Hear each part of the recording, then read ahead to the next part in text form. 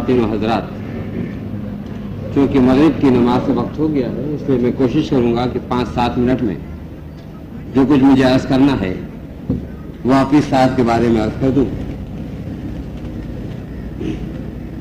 हाफिज़ साहब से मुझे दोस्ती का दावा नहीं है, मैं उनकी अक़ीदतमंदों में से था, लेकिन हाफिज़ साहब को जब मैंने पहली बार देखा तो वो 1948 का साल था।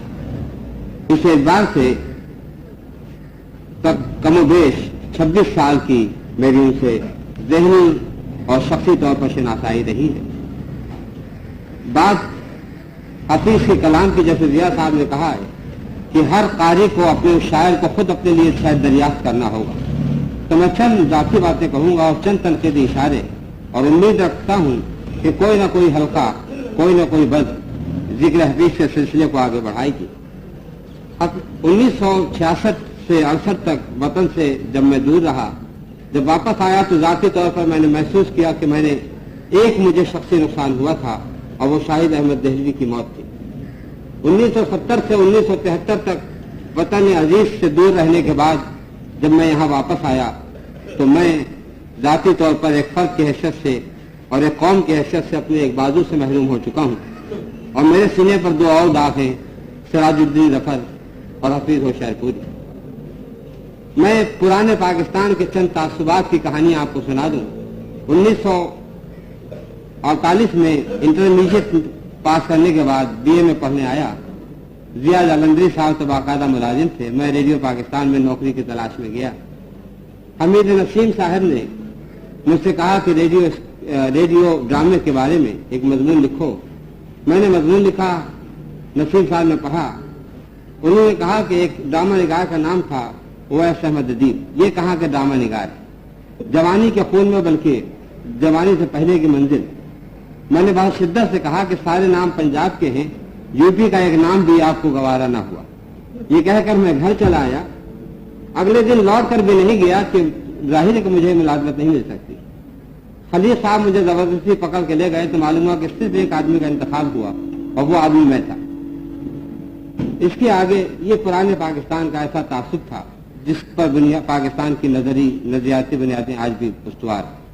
अगले साहब जिनसे वास्ता पड़ा उस खेमे की दुनिया में जो सहराए अरब का मंजर था, इंटेलिजेंस स्कूल में, मैं हफीज साहब को शायर के हैसियत से जानता था, अफसर के हैसियत से नहीं जानता था। अंदर दाखिल हुआ, छोटा सा कद और उसके साथ उनकी आंखों की मुस्कुराहट जिसको देखकर तसल्ली हुई। स्क्रिप्ट पढ़ा, स्क्रिप्ट के बारे में कोई कलमा नहीं। मैं बहुत सारी बुनियादी बातें नहीं लिखता था, अज़राह इनके साथ लिखा कि स्क्रिप्ट राइटर का नाम क्या है, तारीख नश्र, दिन क्या होगा, अलिफ बे जीम दाल। हफीज साहब जो नोट पर लिखते थे, उन्वान क्या है, दौरान क्या होगा। हफीज साहब की बातें सब थोड़ी सी सब गिरी मालूम होती थी, लेकिन उनकी कीमत का अंदाजा मुझे कोलंबिया यूनिवर्सिटी में एक दिन हुआ जब एक प्रोफेसर ने मेरे रिपोर्ट को इसलिए वापस कर दिया कि उसके हर सफ़े पर जो मार्जिन छोड़ा गया था टाइपिंग में वो यकसा नहीं था। तो हफीज साहब ने जो नज़्म ज़ब्त की आदत डाली थी उस वक्त वो जिंदगी के उस मरहले पर काम आई थी।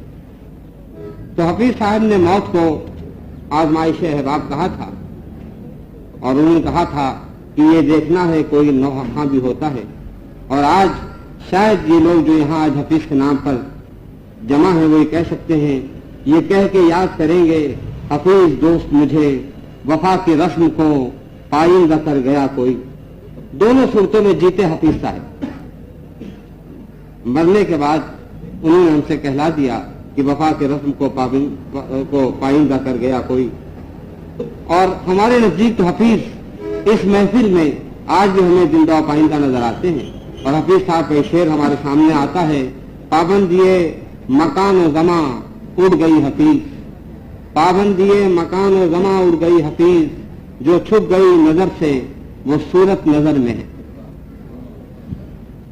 तो हफीज साहब से मैंने जो कुछ सीखा वो मैंने आपसे अर्ज किया। एक बात हफीज साहब में मैंने जो देखी वो चंद लोगों में मैंने देखी, और जाहिर है कि मैं अपने बारे में कह सकता हूं कि शाहों की बंदगी में सर भी नहीं झुकाया।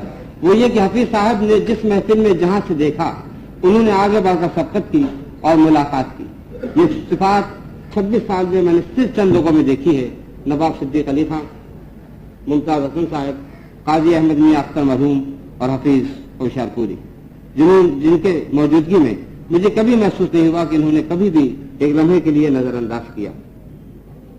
جاپان جانے سے پہلے، حفیظ صاحب کی بیماری سے پہلے، ایک مرتبہ وہ کہا جاتا تھا کہ یادداشت گم کھو بیٹھے۔ اس زمانے میں حفیظ صاحب ایک دن مجھے صدر میں ملے اور میرا ہاتھ پکڑ، انہوں نے ہاتھ پکڑا اور ہم دونوں خاموشی کے ساتھ آدھے گھنٹے تک کھڑے رہے۔ اس کا مطلب یہ کہ حفیظ صاحب نے پہچانا۔ اس کے بعد وہ اپنے راستے پہ چلے گئے، میں اپنے راستے پہ۔ جاپان جانے سے پہلے میری ان کی ملاقات ہوئی۔ میں نے حفیظ صاحب پر کوئی براہ راست مضمون تو نہیں لکھا، لیکن ایک دوسرے مضمون میں 10 سالہ ادب میں نے ضد کیا تھا اور پاکستان کی غزل گوئی کے نمائندے یا غزل کے رجحان، غزل کے رویے، غزل گو کے رویے کے لحاظ سے انہیں اپنا نمائندہ قرار دیا تھا۔ حفیظ صاحب نے بتایا کہ انہوں نے اپنے بارے میں لکھے ہوئے مضامین کی ایک کتابیات تیار کی ہے اور اس میں میرے اس مضمون کا بھی ذکر کیا ہے۔ اس وقت کتاب کے نام پر بھی ان سے گفتگو ہوئی۔ حفیظ صاحب کا کہنا تھا کہ یہ نام استعمال ہو چکا ہے۔ میری ضد یہی تھی کہ یہ نام برقرار رہنا چاہیے۔ ظاہر ہے کہ حفیظ صاحب کا تخلص بھی کوئی اچھوتا نہیں تھا، یا مرزا اسد اللہ خان غالب سے پہلے بھی کتنے غالب گزرے۔ ظاہر ہے کہ زیر لب ایک نثر کا مجموعہ، خطوط کا اور ایک حفیظ کا دیوان۔ میں اگر چنتا حفیظ کی اس کتاب کے لیے کوئی نام تو غالباً وہ زیر مشگاں ہوتا۔ چہرے پہ منیر سا تبسم، شبنم کا نزول زیر مشگاں، یا میں اسے رکے ہوئے سے نغمے کہتا، یا محض ناتمام۔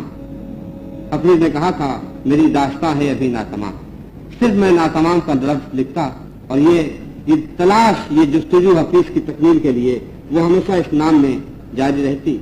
حفیظ صاحب کی شاعری کے بارے میں اس وقت مجھے اور تو کچھ نہیں کہنا، اس سے ایک شعر کی طرف آپ کی توجہ میں دلاؤں گا کہ کسی نے کہا ہے کہ وقت نے اپنے خد و خال کو دیکھا، اس میں ہر نئے دور سے آگے رہی رفتار غزل۔ غزل کے بارے میں ممکن ہے کہ میرے اور ضیاء صاحب کے خیالات میں خاصا فرق ہو۔ میرا اس بات پر میں زور دیتا ہوں کہ وقت نے اپنے خد و خال کو دیکھا، اس میں ہر نئے دور سے آگے رہی رفتار غزل۔